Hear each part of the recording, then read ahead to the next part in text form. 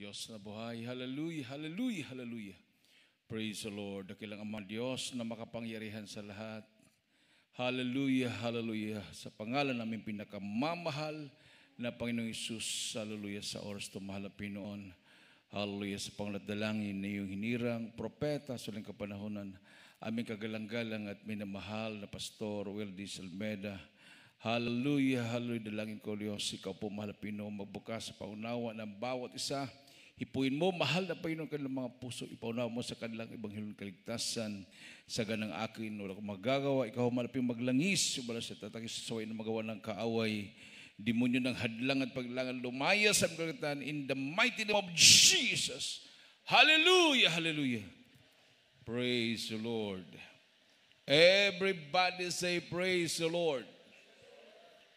Praise the Lord. Unang-una po minamahal ng pinakamataas na pagpupuri, pagluwalhati, pagdakila, pagsamba ay sa ating pinakamamahal na Panginoong Jesus lamang. And we give double respect and honor to the man of God, the end-time prophet of our loving God, our beloved evangelist, Pastor Wildy Estrada Almeida, and we cherish the blessed memories and teachings of our beloved and honorable assistant pastor, Linus Almeida. I also greet the whole family of our beloved parish in the Lord. At inyong lahat minamahal na mga kapatiran dito sa Kawayan City Outreach, sa lahat ating mga beloved viewers, a pleasant evening to each and everyone. Palakpakan natin ang ating Diyos na buhay. Everybody say praise the Lord. Praise the Lord, minamahal, at natuloy na talaga minamahal yung ating pong matagal ng balak at ating pong matagal ng pinagpipray na mabuksan ang siramadre ng gawain, minamahal. Matagal na yan, minamahal. At ang napagkahirap yung pagbukas. And then the following, kasunod na yan, napakadali na yan, minamahal. So, kahapon, nabuksan, bagamat, kumbaga kung sa paghahanda, kulang talaga sa paghahanda sa financial, minamahal. So, pagdating namin doon, nasa kalagitnaan na pala ng Sierra Madre yung tinutukoy nila, minamahal na Ditarom. Yung barangay Ditarom ay unang barangay ng Develacan. Pero hindi pa talaga sentro yun, minamahal. Sitio DSUP na pinupuntahan din ng mga tao dahil may waterfalls doon, parang mayroong sadya na mga liguan na mga parang mga yung malalim na katamtaman lang din ng lalim, minamahal. Pero hindi po ganon kadali dahil nung kasagsagan nung kami naliligo, mayroon po ako narinig na putok ng baril at nag-alisan na po yung mga naliligo doon. Natakot na po sila, minamahal. Talaga umalingaw yung putok ng baril. So nung kami nandoon, kami na naiwan biglang nag-alisan yung mga naligo doon dahil sa putok ng baril. At kami na yung naiwan doon. Nung dumaan yung mga tao, sabi nila baka daw mag-overnight kami doon. Usap-usapan nila, minamahal, hindi pa kami umalis. Tapos hindi nila alam na mayroon palang Bible study doon. Nag-umpisa po yung gawain alas 7 ng gabi. Natapos kami mga mag-aalas 10 na, minamahal.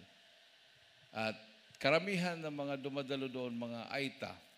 Pero sabi nga ng former kapitan ng Ditarom, yung mga Aita na yon ay mga former NPA sa lugar na yon, minamahal. Dahil yung kanilang community doon, yung Aita community, yun po yung training ground. Makita mo sa tabi ng kalsada, yung patag doon na mayroon po mga Aita na nakatira. Training ground po dati yan, minamahal.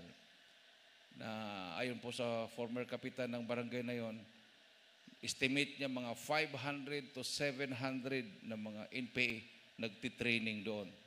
na hindi po basta-bastang malulusob yun, minamahal, dahil tabi po ng masukal na kagubatan. No? Yun ang sinabi ni Kapinong sa akin sa Marag Valley, na mayroon silang training ground doon, na pag mayroong helicopter, takbo sila sa ilalim ng mga gubat, hindi sila makikita.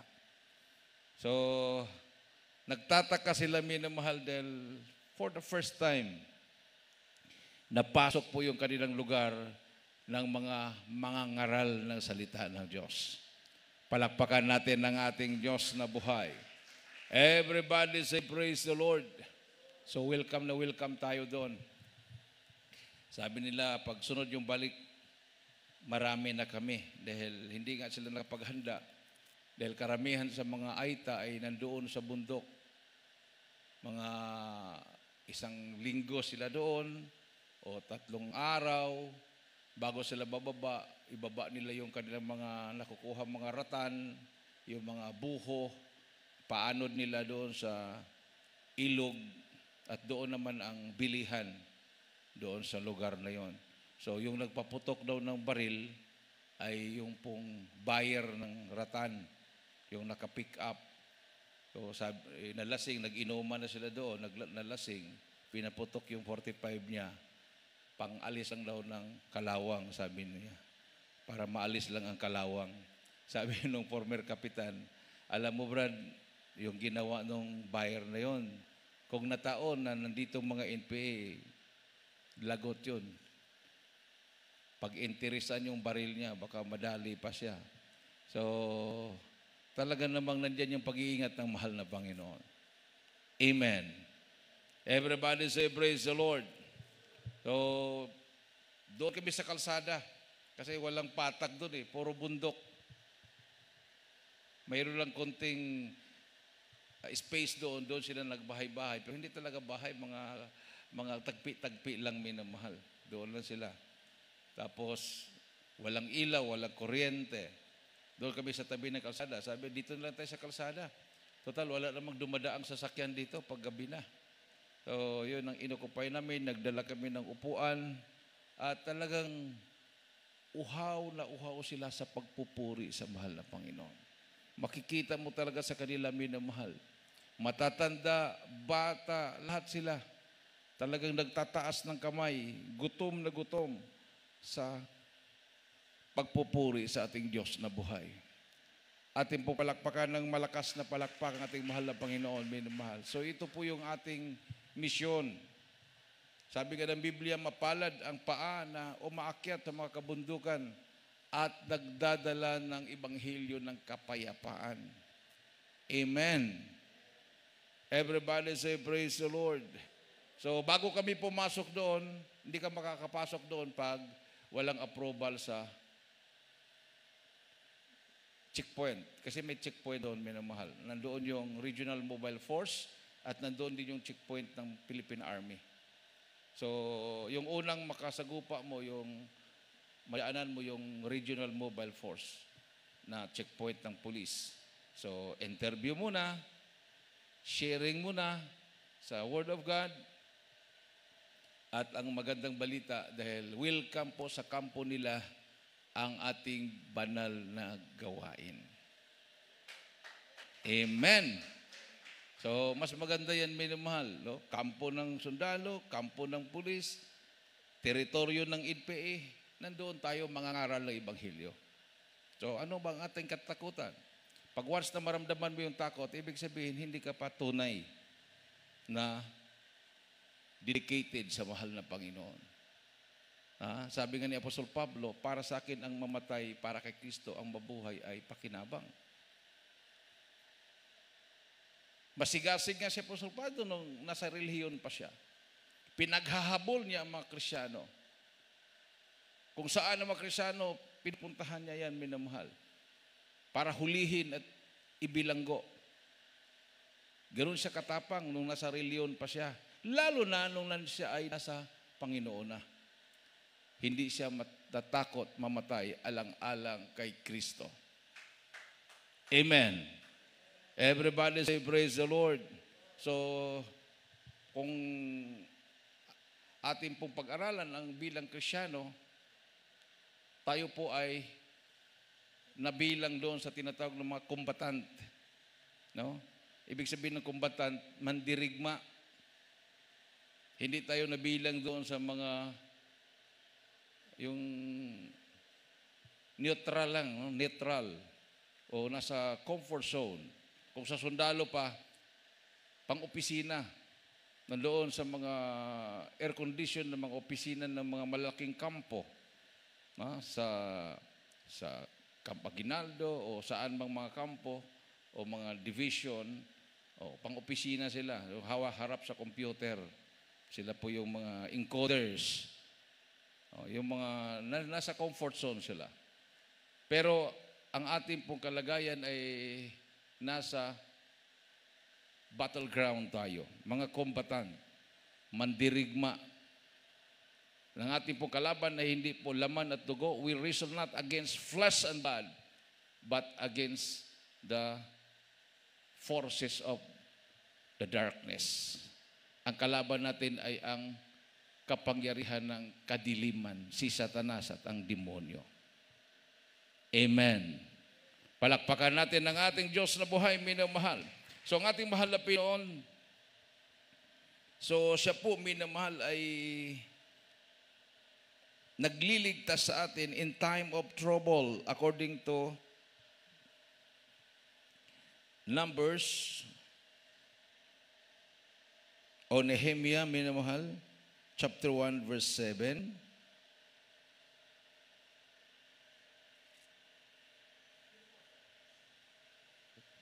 So, dito po sa aklat ni Nehemias, Kapitulo 1, talatay 7. Sabi dito, kami ay lubhang nagpakahamak laban sa iyo at hindi nag-giingat ng mga utos o ng mga palatuntunan man o ng mga kahatulan na iyong iniutos sa iyong lingkod na kay Moises. Excuse me.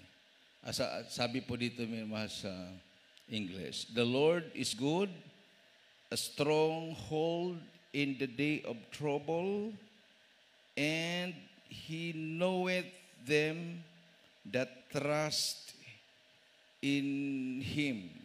So ang mahal na Panginoon ay nagliligtas sa mga tao na nagtitiwala sa Kanya.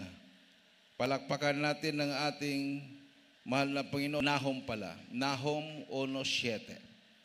So, yun po yung nakasulat, minamahal, sa Nahum chapter 1 verse 7. Pakibasa yung Nahum. The Lord is good, a stronghold in the day of trouble, and He knoweth them that trust in Him. Ati pong basahin. Dito po sa aklat ni Nahum, Kapitulo 1, talatay 7. Sabi dito, ang Panginoon ay mabuti, katibayan sa karawan ng kabagabagan, at nakikilala niya yaong nangalalagak ng kanilang tiwala sa Kanya. Amen. Palakpakan natin ang ating Diyos na buhay. Everybody say, praise the Lord. So, kilala ng Diyos ang mga taong nagtitiwala sa Kanya. Amen. So, kung ipinagkatiwala mo ang iyong buhay sa Diyos, hindi ka takot mamatay alang-alang sa Ebanghelyo. Sabi ng ating nabasa, kilala ka ng Diyos. Amen. Everybody say, praise the Lord. So pag duwag ka pala, hindi ka niya kilala. Amen? Oh, hindi niya kilala yung mga duwag. Wala siyang lingkod na duwag, minamahal. Oh? Hindi niya kilala yon. Pag tatawag ka, walang kasagutan. So marami po yan ngayon, mga pastor. Nagpakilala silang pastor sa mga tao, pero hindi sila kilala sa Diyos. Hindi sila kilala. Walang kapangyarihan, sumasama. Hanggang sasabihin na lang nila, yung himala, sa panahon lang yan ng mga apostoles. O hindi namin gift yan. Iba yung gift namin. Yung mga palusot ba? Marami po mga ganyan nagpapalusot. Hindi po gift namin yan. Ang gift namin ay music ministry. Ang gift namin ay gift of um, yung pagkanta, no? O gift of yung yung pangangaral. No, magaling magsalita ba, no? Yun yung gift nila. Pero kung nakataya ng buhay, sabihin nila, hindi ko gift yan. Gift ng iba yan. So, ayaw namang aminin na duwag talaga. Amen. Siyempre, pag duwag ka, wala namang tao talagang aamin na ako ay duwag. So, lahat talaga, minamahal, gusto mong pagtakpan ang pagkukulang mo. So, ang Malapinoon ang nagre-reveal dyan. Siya po ang nagpapahayag. At sinabi po sa ating binasa, hindi niya kilala. Ang kilala lang niya yung mga nagtitiwala sa Kanya. Amen. Tingnan mo ang resulta, minamahal. Magandang resulta. Ang mga sundalo mismo at mga pulis, sila na ngayon ang nagsasabi sa atin, itong lugar na to, Brad, ang puntahan nyo. Positive talagang lugar na yan. Maraming NP yan. Ayon sa aming intel. Anong intel? Intelligence gathering. So bakit hindi silang pupunta doon? Dahil nakikihalo na sa mga tao ang mga NPA.